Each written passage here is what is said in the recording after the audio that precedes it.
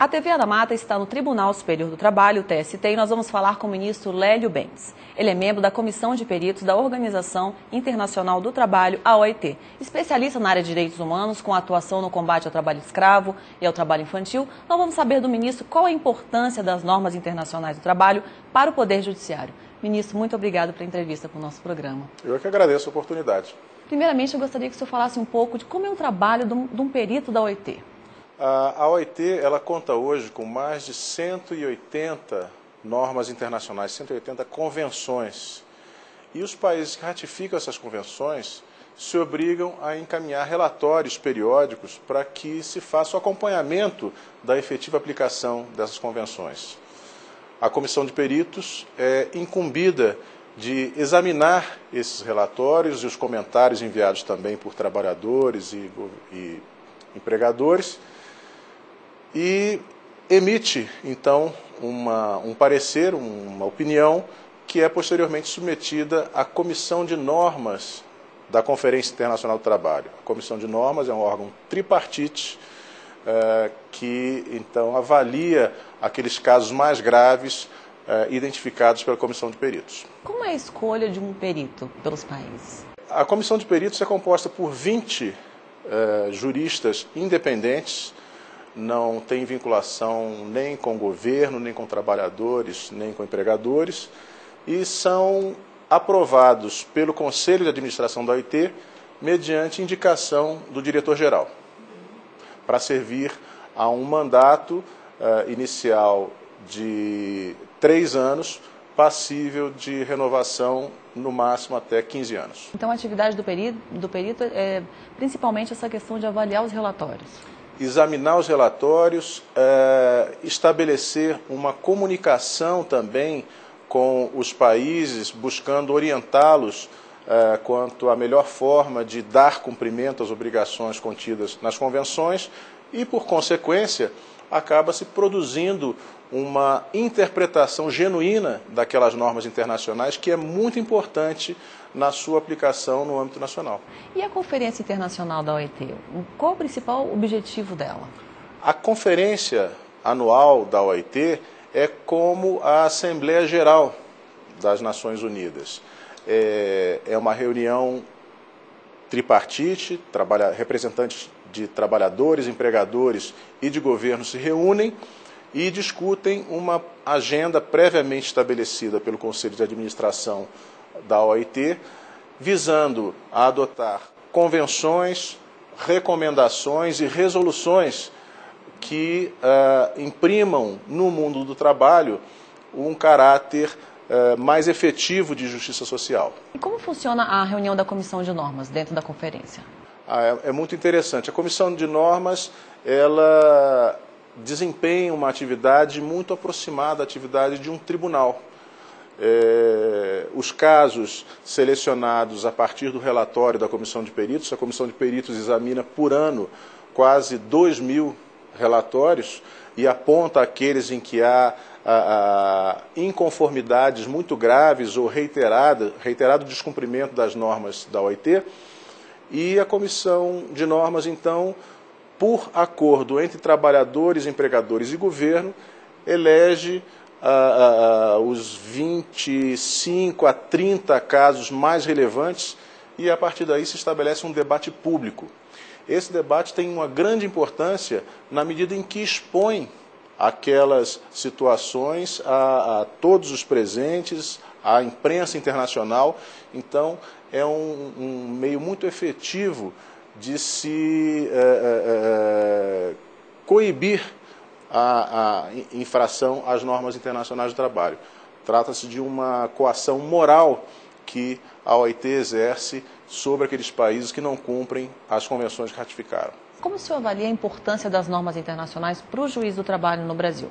Essa importância é fundamental. O ministro Arnaldo Susequinde destaca que a própria gênese do direito do trabalho como disciplina autônoma está vinculada ao Tratado de Versalhes, que criou a OIT em 1919. Aqueles princípios ali estabelecidos são os princípios até hoje vetores do direito do trabalho em todo o mundo. Então, é muito importante o conhecimento das normas internacionais que, por vezes, complementam a legislação nacional em relação a assuntos de grande importância, mas também orientam o juiz na aplicação dessas normas internacionais, dada essa vinculação que há entre o direito internacional e o direito do trabalho. E como o senhor avalia, como perito da OIT, o atual estágio de cumprimento dessas normas internacionais pelo Brasil? O Brasil, de um modo geral, ele tem uma tradição de bom cumprimento das normas internacionais. Claro, há situações que ainda demandam esforço, como o combate ao trabalho infantil, a erradicação do trabalho escravo, a promoção da igualdade, o combate à discriminação e, particularmente, o tema da liberdade sindical é muito sensível para o nosso país. Quanto às convenções ratificadas, o Brasil não tem enfrentado grandes problemas nessa área internacional. Mas há que se ressaltar também que há um grande e generalizado desconhecimento desse mecanismo poderoso à disposição de trabalhadores e empregadores, que é o sistema internacional de controle dessas normas. Então, também por isso, não é muito grande o número de casos que dizem respeito ao Brasil. Mas, particularmente na área da liberdade sindical, o Brasil deixa a desejar a partir já da não ratificação da Convenção 87 da OIT, que trata da liberdade de associação, e essa convenção constitui a espinha dorsal, vamos dizer assim, do sistema normativo da OIT. Sem liberdade sindical, não há sentido em se falar em qualquer outra garantia. É necessário assegurar um sindicato livre de intervenção estatal, financiado pela contribuição espontânea dos seus associados, um sindicato democrático para que efetivamente esses direitos possam ser implementados. Em relação aos outros países, você acredita que a gente tem um saldo positivo com relação às convenções ratificadas, às normas internacionais, ou ainda é pouco? O Brasil é um dos países que mais ratificou convenções da OIT até no mundo. De forma que o que acontece no Brasil é observado com muita atenção no âmbito internacional e particularmente na comissão de peritos de que eu participo. Mas, ainda insistindo na questão da liberdade sindical, a Convenção 87, embora ratificada por mais de 2/3 dos países membros da OIT, não cobre 50% da massa trabalhadora do mundo, uma vez que Brasil, Estados Unidos, Índia e China não a ratificaram. Então, pode-se dizer que, de um lado, o Brasil apresenta uma posição de vanguarda em relação a algumas das obrigações contidas nas normas internacionais, como é o caso do combate ao trabalho escravo e do combate ao trabalho infantil, mas fica devendo no que diz respeito à liberdade sindical. Apesar dessa quantidade de normas que você disse que o Brasil ratificou, a gente tem um problema aqui que é da revogação dessas normas, como aconteceu com a Convenção 158, que vigorou durante poucos dias, né? Como evitar isso e por que isso acontece? No caso da Convenção 158, a denúncia dessa convenção foi, ao mesmo tempo, uma coincidência infeliz sob o aspecto cronológico e o resultado de uma campanha de desinformação tremenda. As convenções da OIT elas vigoram por períodos de 10 anos, findos os quais abre-se uma janela de 1 ano para a denúncia. Fechada a janela, só se pode denunciar após mais 10 anos transcorridos. E aconteceu, no caso brasileiro, de a ratificação da Convenção 158 coincidir com a abertura dessa janela. E antes que ela fechasse, o Brasil a denunciou. Mas os motivos invocados para a denúncia da Convenção 158 com a devida vênia, basta a leitura da própria Convenção para se verificar que eram motivos absolutamente infundados. Afirmava-se, em primeiro lugar, que a Convenção 158 assegurava a estabilidade no emprego e iria comprometer a produtividade. A Convenção 158 não assegura estabilidade no emprego para ninguém. O que a Convenção 158 estabelece é a obrigatoriedade de a demissão ou a rescisão do vínculo de emprego ter uma justificativa, o que não se confunde com a demissão com justa causa, mas uma justificativa para demitir. Uma justificativa que pode ser técnica, pode ser econômica, pode ser a falta de produtividade do empregado. Enfim, o que se busca é estabelecer um mínimo de dignidade nessa relação entre o detentor dos meios de produção e o trabalhador. É necessário que se acabe com a denúncia vazia no âmbito das relações de trabalho que permitem, segundo a nossa legislação atual, a simples rescisão do contrato de trabalho sem qualquer justificativa ou qualquer oportunidade para o debate acerca da validade daqueles fundamentos. Em relação às outras convenções que a gente ratificou, né, por que acontece então essa denúncia, essa revogação, se ela foi aprovada na conferência, que foi tripartite? No caso do Brasil, o único caso de denúncia, a não ser aquelas denúncias que decorrem da ratificação de instrumentos mais modernos, o único caso de renúncia notável é esse da Convenção de 158. Agora, é óbvio, a adesão a um instrumento internacional é um ato, por um lado, de vontade do Estado brasileiro, mas, ao mesmo tempo, constitui obrigação desse mesmo Estado, sob a ótica da Constituição da OIT, submeter os instrumentos adotados na conferência ao processo de ratificação. E esse processo de ratificação no nosso país é um processo democrático e sofisticado, porque passa pela aprovação de ambas as casas no Congresso Nacional e, finalmente, edita-se um decreto legislativo autorizando o presidente da República a ratificar a norma internacional.